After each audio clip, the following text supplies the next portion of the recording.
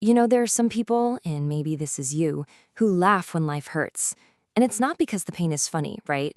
It's because laughter is the only sound that feels strong enough to keep the silence from just swallowing them whole. So today we're going to explore that very paradox, the smile that hides a wound, and the secret language of pain. And hey, let's get something straight right from the get-go. If this sounds familiar, if you've ever found yourself laughing when you felt like you should have been crying, this explainer isn't about something being wrong with you. Far from it. This is about being seen for what you truly are, a survivor. Okay, so the heart of this whole thing is really a fundamental misunderstanding. There's this huge gap between how this behavior is perceived from the outside and what's actually going on inside a person. I mean, this is the question you hear all the time, isn't it? Who laughs at pain? And let's be honest, it's rarely a genuine question. It's more of an accusation, like having a sense of humor in the middle of suffering is some kind of character flaw. And this slide just lays it out perfectly. It's a tale of two completely different truths. The world looks and sees someone who's insensitive, detached, maybe even cruel.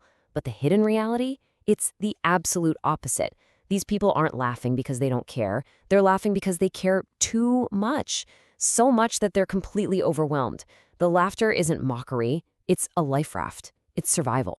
So what if this isn't just some emotional quirk? What if we're actually talking about a really sophisticated biological and psychological tool? Let's get into the science of it because this is basically a way to hack your own nervous system to get through the unbearable.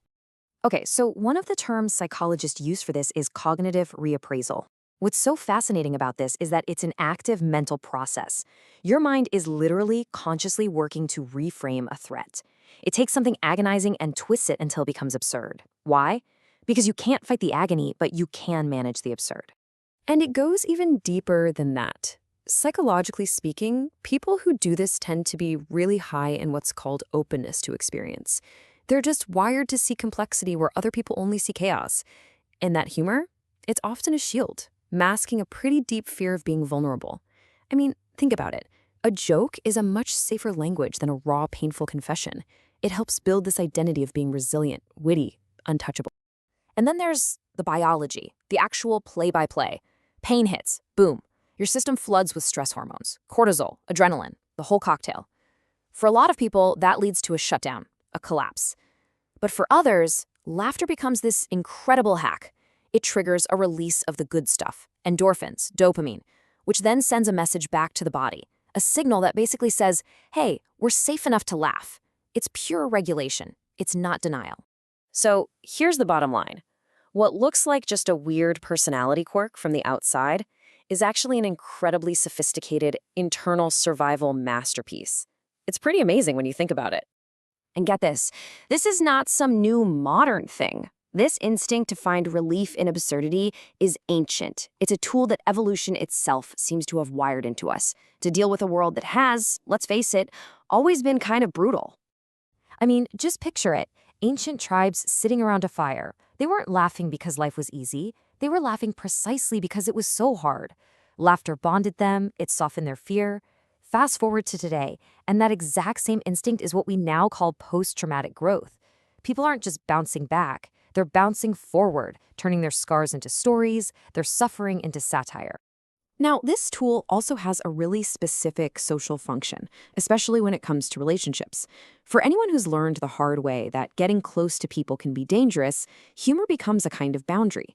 It's a way to connect with others without having to expose your most vulnerable spots. So it's not avoidance, it's protection. And all of this creates what you could call a walking paradox. These are people who can be incredibly guarded and tough, but at the same time are so generous and tender. They're the friend who will drop everything to be there for you in a crisis, but will turn their own catastrophe into a punchline. Their laughter is this constant balancing act between two fundamental truths. Life is brutal, and life is beautiful.